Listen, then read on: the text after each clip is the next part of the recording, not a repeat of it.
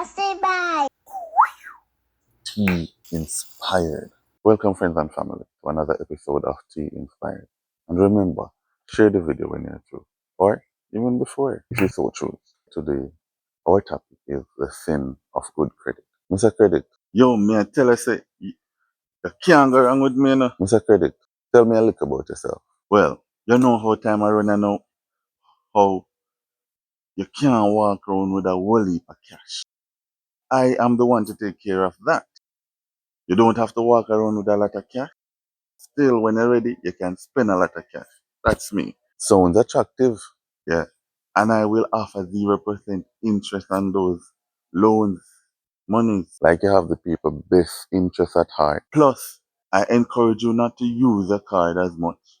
But if you must use it, just know that you will get a reward as often as you use it. Yes, man. And to top it off, the more you use it and the more you repay your loan, is actually the better your credit will be. We call that good credit. You see? Who wouldn't want that in their life? Then you have anything else to tell about yourself? Like what so? Anything that we need to look out for? Here, well, me can't talk to you now. Me have to bolt, is it? Well, there you have it.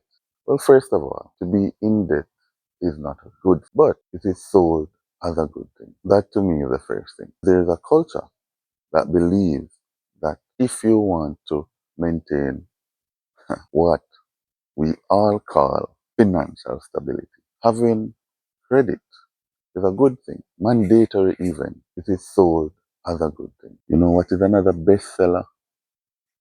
Sin. Yes. Sin being okay or necessary or even mandatory. Yeah. The enemy always sells sin bad as if it's good and try to make good look bad. And guess what?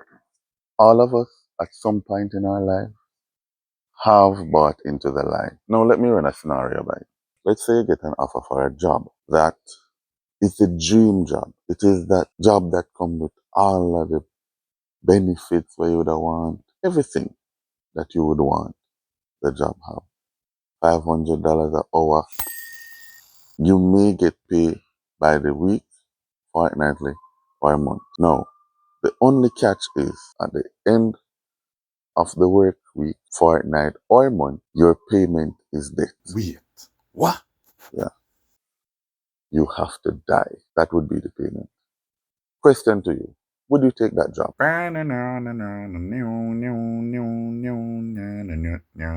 While you consider the option, here's another scenario. If you have a restaurant and you have one meal to serve, only one, and Jesus walks in and he orders that meal and he says to you, for payment, I promise to never leave you nor forsake you, and I will give my angels charge over you to keep you in all your ways. And as Jesus is talking, the enemy walks in your restaurant and the enemy says to you, he wants to order that meal. And for payment, he has gold and a blank check that you can write for any amount you think that your meal is worth. And outside, he have 5 of the most expensive cars where you always want one. And you have the opportunity to live in any state, any parish if you have a liking. Yes? In the biggest mansions. That's what he has to pay. Now you have 2 options. You can serve the meal to Jesus or you can serve the meal to the enemy. But don't just rush into it. Think about the payments. If you serve the meal to Jesus, he will fulfill his promise. And in the near future or the far future, according to how we perceive time, we will get to be in a place that he prepared for us with him. Or you can serve the meal to the enemy and you may receive all those things and more. Who would you serve? Now, the thing about this story is that the restaurant represents you and the meal is your soul. Your decision is who you will serve, Christ or the enemy. Who do you think deserve to have your soul? That's the decision. And guess what? We make this decision on a daily basis. Yeah? Even as Christians, if we fail, that's because at that moment in time, we decided that we wanted the enemy to have our soul. When really say a while ago. Rough, not true. But that is exactly what we do every time we sin. Not just talking about Christians, everybody.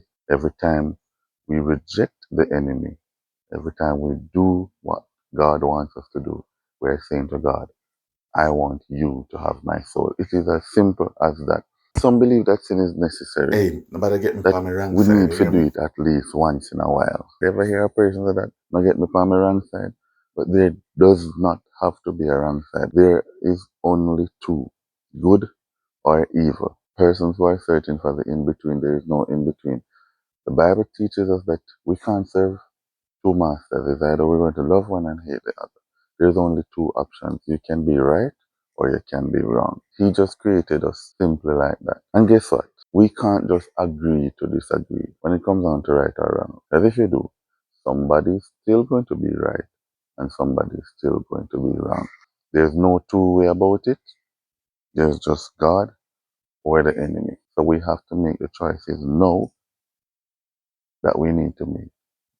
If you want Jesus, make the choice. I am here today to tell you, to encourage you to make the choice. Choose Jesus and serve him only.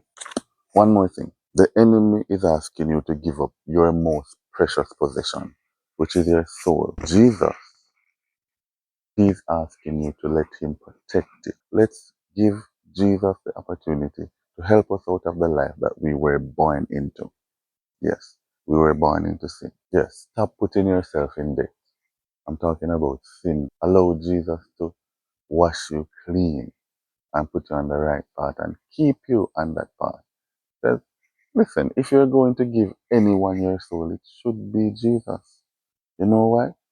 Genesis tells us that God formed man from the dust of the earth and he breathed into him the breath of life. And man became a living soul. It was because of God why we have a soul. So instead of giving away your soul, give it back. You get it? Until we meet again. Walk saved, stay saved. And if you're not saved, I'm telling you, get saved.